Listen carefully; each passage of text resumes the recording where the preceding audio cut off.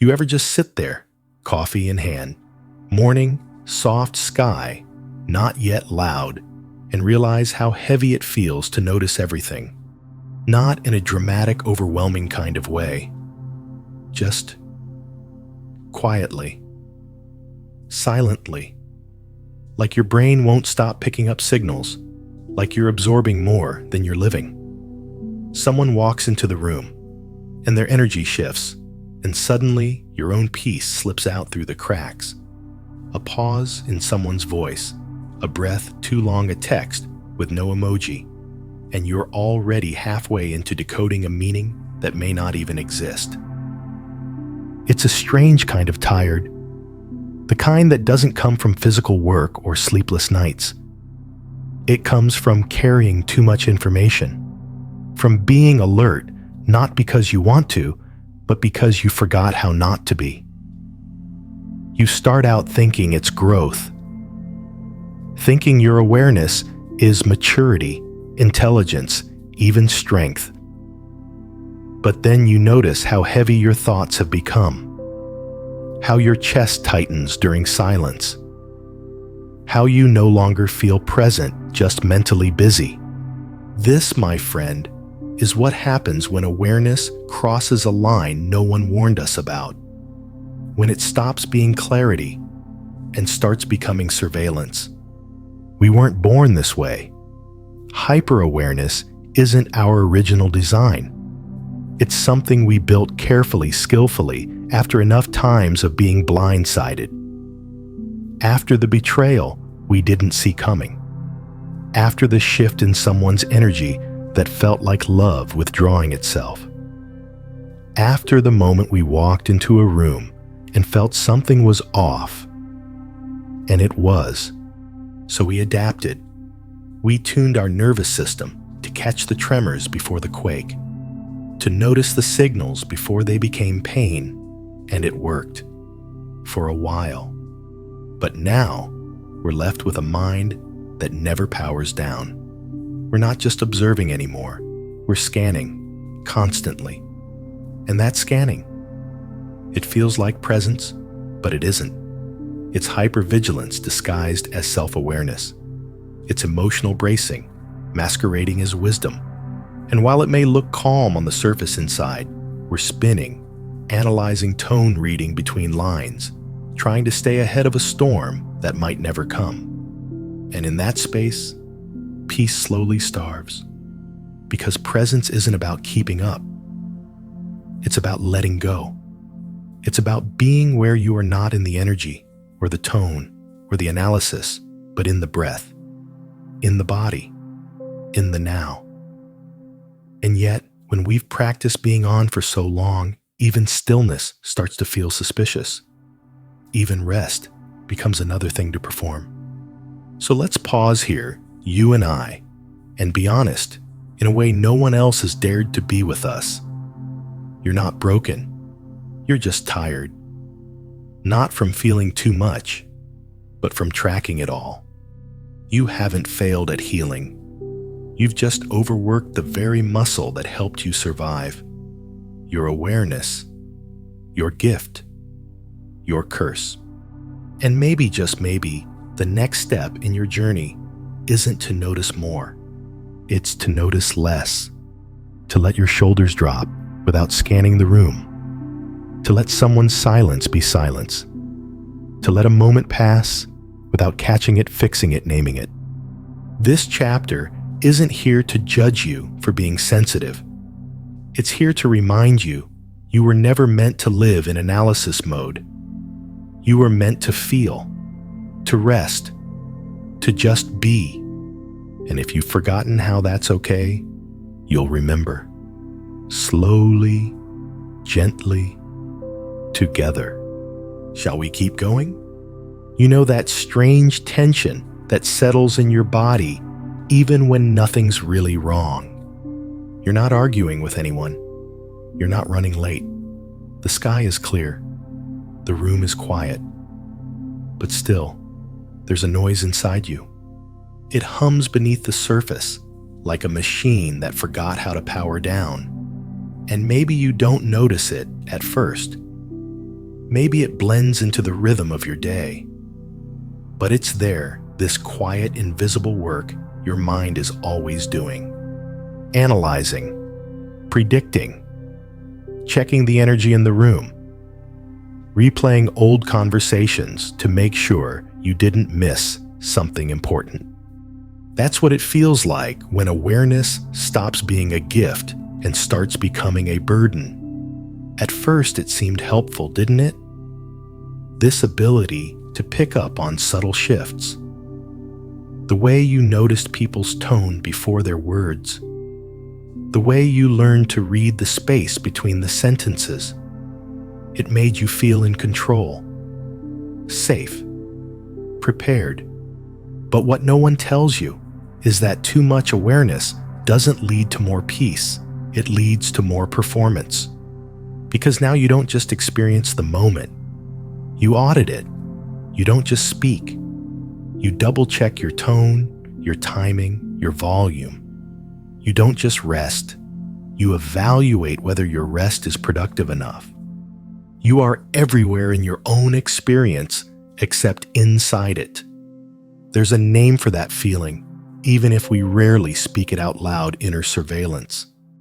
When your own thoughts become a mirror, turned inward, watching your every move, your every emotion, not to judge, but to correct, to improve, to optimize. But you're not a system to be optimized. You're a soul built to breathe. And this over-awareness, it's not your fault. Most people who live this way didn't choose it. They adapted to it. They survived something. They learned that being alert helped them avoid pain. That being one step ahead meant they wouldn't be caught off guard again. And now, that survival strategy became your baseline.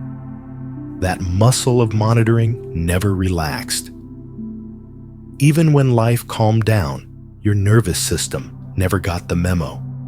So now stillness feels unfamiliar. Quiet feels suspicious. Peace feels like something you have to earn by first proving you're still alert. But here's the thing, you were never meant to live like that. Presence isn't about scanning for red flags. It's about sitting in a moment without trying to improve it. And you're healing. It doesn't require 24/7 observation. It doesn't ask you to stay vigilant. It asks you to stay human. So what if, just for a breath, you let go of the analysis? What if your rest didn't need a reason? What if being aware didn't mean being on? The part of you that's tired right now isn't lazy. It's the part that's been working without recognition.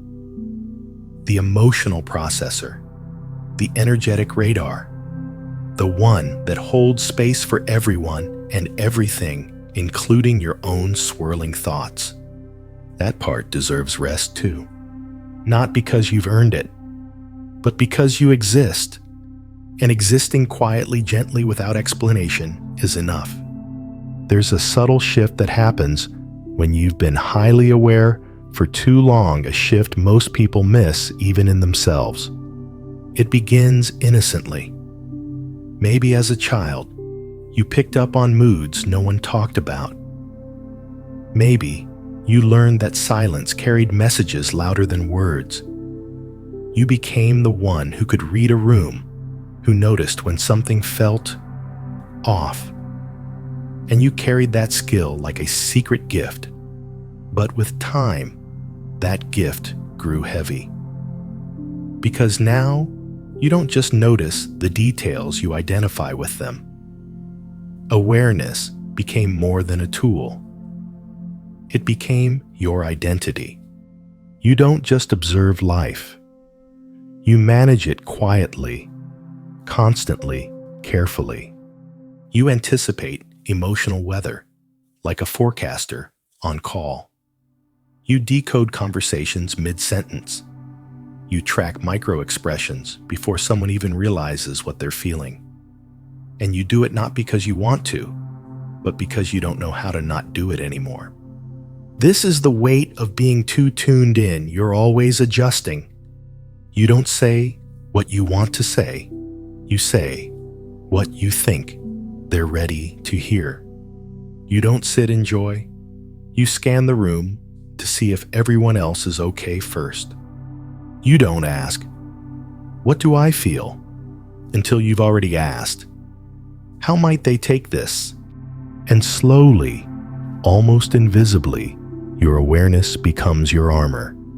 It protects you from rejection, from missteps, from pain. But it also isolates you, because it's hard to truly connect with others when part of you is always observing from the outside.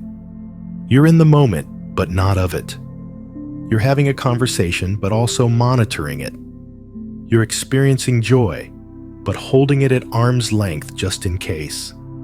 And the most disorienting part, people think you're calm, collected, grounded. But inside your mind is doing laps, your heart is double-checking, and your soul is tired. You've made growth your identity. You've made presence a performance. And somewhere along the way, you forgot how to just be, not because you failed, but because you adapted. You made being aware your shield.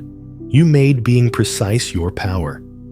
But what if your real power, your truest, softest strength is not in what you see, but in what you let go of? What if you didn't have to carry the emotional blueprint of every room you walk into? What if you didn't have to monitor your peace like it's a candle in the wind? What if being you didn't require so much effort? Beneath all the perception, there is still a person, still a heart that wants to laugh, not cautiously, but freely. Still a body that wants to rest, not perfectly, but fully. Still a soul that is not here to track life, but to live it. And maybe awareness is only part of your story, not the whole of who you are. There's a moment that arrives, one you might not even notice when the noise finally fades. The tension in the air lifts. The conversations around you soften. The room feels warm. Your breath slows without effort. Nothing is wrong, but instead of relief, you feel suspicious. Your body leans forward, subtly alert. Your thoughts start scanning. Not because something bad is happening, but because nothing is. And that silence, that peace, it feels unfamiliar, even unsafe. Because when you've lived with hyper-awareness for too long, calm doesn't feel calming. It feels like a trap. You wait for the other shoe to drop. For the sharp word, the subtle shift, the unexpected wave of discomfort. Stillness to someone who's always braced for change starts to look like danger wearing a disguise. And it's heartbreaking in its quiet way to finally arrive at the thing you said you wanted: peace, stillness, presence, only to realize your nervous system no longer knows what to do with it. I remember sitting on my porch once after a long week of emotional heaviness. The sky was turning gold, the air was soft, and for a moment, a rare, unfiltered moment, I felt still. But it lasted maybe 10 seconds, because immediately my mind asked, is this it? Shouldn't I be doing something? Why does this feel strange? And just like that, I left the present moment. That was the first time I realized something vital. It wasn't chaos that was exhausting me. It was my inability to trust peace. We don't talk about this part of healing enough. We're told to slow down, be present, find stillness. But what if stillness makes you squirm? What if presence feels like pressure? Then healing becomes another performance, another standard to meet, another internal scoreboard to measure up against. You sit in meditation and think, am I meditating correctly? You go for a walk and wonder, am I mindful enough right now? You rest and then critique your own restfulness.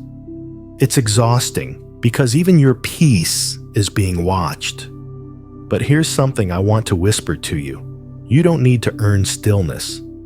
You don't need to justify ease. You don't need to understand peace to be worthy of receiving it. Sometimes silence just shows up, not as a test, not as a trick, but as a gift. And if it feels awkward or unfamiliar, or even a little suspicious, that doesn't mean something's wrong. It just means you're learning to live without constant emotional tension. You're reintroducing your soul to what life feels like when you're not decoding every second. You're remembering that rest is not the absence of work, it's the presence of permission. And you have permission now to breathe, to not monitor, to not fix, to be.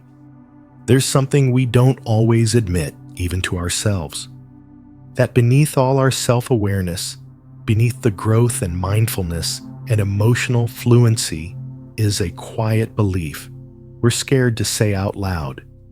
If I'm aware enough, I'll be safe. Safe from heartbreak. Safe from betrayal. Safe from making the wrong choice, feeling too much trusting, too soon, losing too deeply. It's not that we're obsessed with healing. It's that we're terrified of being caught off guard again. So we start building this fortress made of insight. A fortress where we analyze love before we let it in. Where we observe joy instead of feeling it. Where we run background checks on peace before we let it stay. Because we think, if I can just see it coming, it won't hurt as much. And maybe that's how it started for you, awareness as armor. The day you noticed someone shift their tone and something in your gut said, watch this. The time you felt the tension in a room before the words arrived. The moment you realized the people you trusted weren't listening, and so you listened harder to everything, to everyone. You became the one who knew how to read the room. You caught the patterns. You heard the silence between the words. And it worked. It protected you. Until it didn't. Because now you're tired. Not just physically, but emotionally, spiritually. You're tired of being a watchdog for your own heart. You're tired of being the one who catches it all, the micro expressions, the hesitation, the almost imperceptible pause that means something's off. You're not present. You're monitoring. And here's the truth. Hyper-awareness doesn't just filter out danger. It also filters out softness. It filters out surprise. It filters out joy that hasn't proven itself yet. It turns your heart into a customs officer, checking every emotion, inspecting every connection, doubting every good thing until it passes some impossible test. And in doing so, you miss the very thing you've been longing for: to be loved in real time, to laugh before you understand why, to rest without needing to explain it. You've convinced yourself that this awareness makes you wise, safe, in control. But wisdom isn't just seeing. Clearly, it's knowing when to stop looking. It's remembering that not every moment needs decoding. Not every connection needs vetting. Not every silence is a warning. Sometimes people are just quiet. Sometimes peace isn't hiding anything. Sometimes you're safe and your body hasn't caught up yet. So here's what I want to offer you. Maybe your awareness did keep you safe, but maybe you've outgrown the danger that required it. Maybe you're allowed now to put the flashlight down, to walk into the light without scanning for shadows, to trust that love can exist not because you proved it, but because you're ready to receive it. Not everything good has to pass a test to stay. Not every peaceful moment is a setup for pain. Not every quiet space means you've missed something. Sometimes awareness is just a tool. And you, my dear, you are the one who chooses when to use it and when to rest. You lie down at night hoping for rest, but your mind doesn't know how to follow. The room is dark, your body still. But inside, a quiet storm begins again. Did I say the right thing today? Was that moment awkward? Did I overthink it or not think enough? You know this feeling. The way stillness becomes suspicious. The way silence starts to itch. You thought the world was too loud, but now you've made the inside just as noisy. This is what no one tells you about deep awareness, that it doesn't always know how to power down. Because when you train yourself to be attentive, sensitive, emotionally attuned, it's not like a light switch you can just flip off at the end of the day. It becomes muscle memory. You're not choosing to think so much. It's just happening. Your nervous system is on autopilot, still tracking, still decoding, even when nothing needs solving. And sometimes, this is the most heartbreaking part of healing, that you try to rest, but you don't feel safe enough to stop watching. That you crave peace, but you've mistaken peace for passivity. And now you feel guilty when you're not analyzing. And the exhaustion that builds from that space is a very specific kind of tired, a soul-level tiredness. Not because of what you're doing, but because of what you can't seem to stop doing. You try meditation, you try stillness, but even in the quiet, your mind whispers, "Am I doing it right? Should I be feeling more? Is this really rest or just another mask?" You can't even fully relax without reviewing your technique.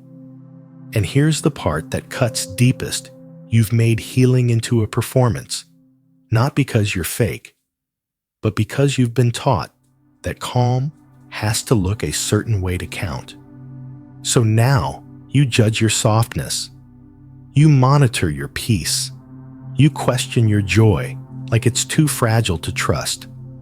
But what if peace isn't a shape you have to hold? What if it's a river that carries you only when you stop swimming upstream?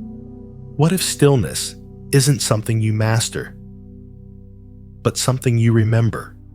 Because you've felt it before, haven't you?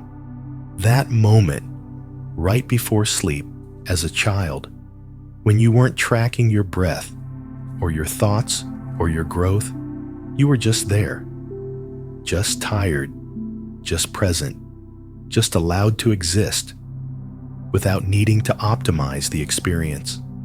That version of you still lives somewhere inside, not measured, not perfected, not aware in the hyper sense, but deeply, instinctively connected. And that connection didn't come from dissecting. It came from being. So what if you gave yourself that permission again? To not watch your healing as if you're the referee. To not grade your peace like it's an exam. To not manage your joy like it needs security clearance. What if healing isn't always work? What if healing is also allowing, letting the moment happen without commentary, letting your breath rise and fall without supervision, letting the quiet be enough because you are enough. You don't have to track every detail to prove you're awake. You don't have to earn your rest. You're allowed to exhale, to trust the part of you that doesn't need constant observation. Because life is still happening, even when you're not scanning it. And sometimes, the most radical act of awareness is learning when to close your eyes and let yourself be carried. There's a particular kind of loneliness that doesn't come from being alone. It comes from being in a room full of people and still feeling like no one truly sees you, not because they're ignoring you, but because they don't realize how much you're carrying just to be there. You smile, you nod, you say all the right words, and yet inside, you're juggling 10 layers of unspoken feeling. You're noticing tone shifts, reading emotional undercurrents, tracking every pause, every glance, every shift in energy. You're not distracted, you're too present. And that's what makes it hard. You're not zoning out. You're zoning in so hard that the rest of the world starts to blur. People think you're quiet. They think you're calm, but they don't see the storm underneath. The mental calculations, the emotional monitoring, the silent question echoing. Am I being too much? Too quiet? Too intense? Too invisible? They don't see that just showing up sometimes feels like performance art. That while others are laughing freely, you're managing yourself, regulating your nervous system just to stay present. It's not because you're fake. It's because you're aware. Too aware. And that awareness, while beautiful, becomes a barrier. You want to connect. You want to feel close. But it's hard to be fully with someone when your mind is tracking every emotional fluctuation in the space between you. It's like trying to dance while holding a microscope. You're not cold. You're overwhelmed. You're not antisocial. You're overstimulated. And the irony is, people think you're the grounded one, the centered one, the wise one. But if only they knew how often you go home after a conversation, replay every word, every tone, every reaction, wondering if you were too much, not enough, or just missed completely. How often you shrink yourself just to be easier to receive. How often you soften your light just so no one flinches, because awareness made you gentle, but it also made you guarded. And here's what you need to hear, maybe more than anything right now. You're not hard to love.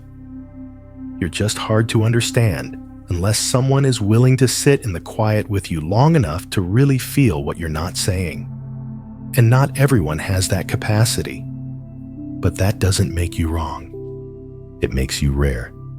So if you've felt distant, faded, or quietly invisible lately, it's not because you're not showing up. It's because the space you're holding isn't being held for you. That's not your failure. That's your sensitivity waiting to be met. You're allowed to want more than surface. You're allowed to crave presence that sees through performance. You're allowed to feel disconnected when the world feels too loud and not deep enough. But here's the gentle truth. Not everyone will meet you there. And that's okay. Because the goal isn't to be understood by everyone. It's to stay true to the depth of who you are, even if that means being misunderstood by many. You don't have to shrink just to fit into rooms that don't know how to hold your fullness. You don't have to pretend the shallow end is deep enough for you. Stay deep, stay soft, and trust that the people who are meant to meet you there won't need you to dilute anything. They'll feel you even in silence. And when they do, you won't feel lonely anymore. You'll feel seen. You lie down, not because you're tired, but because you want to remember what it feels like to stop. And yet, within seconds of closing your eyes, your brain begins to whisper, am I relaxing the right way? Should I be journaling? Is this stillness actually productive? You sigh, but not from peace, from the weight of having to perform rest This is what happens when your nervous system forgets how to feel safe, even in silence. You want to unwind, but it's like your mind's holding a clipboard grading you. And every moment you try to breathe, it asks, "Are you doing this right?" It's exhausting. Not because you've been doing too much, but because you've been on too much. Hyper-aware, hyper-prepared, hyper-ready to adjust, fix, prevent, manage. You thought peace would come when everything outside finally calmed down. But the real unrest, it's inside. Because when life finally slows down, your mind doesn't know how to join it. Stillness feels suspicious. Joy feels like a setup. Silence feels like the beginning of something going wrong. You sit in the quiet, but instead of feeling safe, you feel exposed. Like you're waiting for the moment it all disappears again. That's what over-awareness does. It turns even peace into a puzzle. It makes your rest feel like work. It's not your fault. You didn't choose this. Your body learned it. Somewhere back there, you survived chaos by staying ready. You survived disappointment by staying alert. You avoided pain by staying ahead. And now, you're living in a world where your body still thinks it's in survival mode, even though the danger has passed. This is why the calm feels unfamiliar. This is why stillness feels unsafe. Because you spent so long earning it, you forgot how to receive it. But let me tell you something simple and soft and sacred. You don't have to earn stillness anymore. You don't have to prove you're worthy of peace. You don't have to do anything to deserve rest. You're allowed to lie down and just be, without a to-do list for your healing, without a deeper meaning for your exhaustion, without apologizing for the days you feel too much. You're not broken. You're just coming home to a part of yourself that got locked behind 1,000 layers of alertness. And that homecoming, it takes practice. At first, it feels awkward. You'll try to breathe, and your mind will interrupt. You'll try to enjoy, and your heart will brace for loss. But slowly, gently, the body begins to remember how to soften, how to receive, how to rest.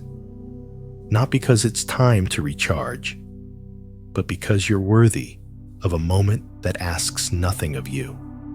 You're not a project. You're not a performance. You are not here to constantly prepare for what might go wrong. You are allowed to sit in the moment without needing to monitor it. Let stillness be awkward. Let peace feel strange. That doesn't mean it's wrong. It just means you're healing. And like all healing, it begins, not when you fix everything, but when you stop trying to. There's a quiet moment between the breath you take and the one you hold where something soft begins to rise. Not another realization, not a deeper layer to analyze, but a kind of remembering of who you were before you became the one who tracks everything. Before healing turned into homework, before awareness became a shield, you forgot how to set down. You weren't always this watchful. You weren't born carrying a clipboard of what might go wrong. You didn't enter this world knowing how to read between every pause. That came later, when safety meant staying ahead, when love meant earning your keep, when stillness meant danger was too quiet to trust. But now, you're here. You've seen the cost of over-awareness. You've felt the fatigue of holding space for everyone but yourself. You've tried to earn peace and found it slipping through the cracks of your effort. So maybe now is the time, not to fix anything, not to do your healing one more time, but to let go a little, to let awareness return to what it was always meant to be: a companion, not a master, a flashlight, not a surveillance drone. Because real healing is not about catching every signal. It's about choosing which ones no longer need your attention. It's not about seeing more.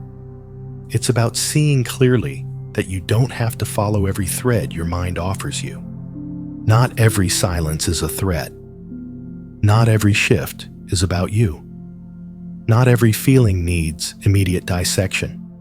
Sometimes it's just weather. And you're the sky. Sometimes it's just life. And you're allowed to be in it without needing to measure it in real time. So when your nervous system flinches at calm, you can remind it, we're safe now. We don't have to stay ready. We can sit here without fixing, without explaining. We can just be. The most powerful presence isn't the one that always knows what's happening. It's the one that doesn't need to. It's the one that stops running diagnostics every second and chooses to feel the moment instead. And if it feels awkward, that's okay. If you forget and go back into old patterns, that's okay too. Healing doesn't mean never reacting again. It means catching yourself with love when you do. It means choosing to lay down your armor, even if only for a breath. Because sometimes, that's all it takes, a single breath of trust to remind your whole body, we're not in danger anymore. You were never meant to manage your emotions like a full-time job. You were never meant to track reality like a second language. You were meant to live messily, softly, whole. And maybe that starts now. Not with more thinking, not with more insight, but with one quiet, rebellious decision to stop watching yourself and finally let yourself arrive. Welcome back. You don't need to be ready. You just need to be here. That's where everything begins again.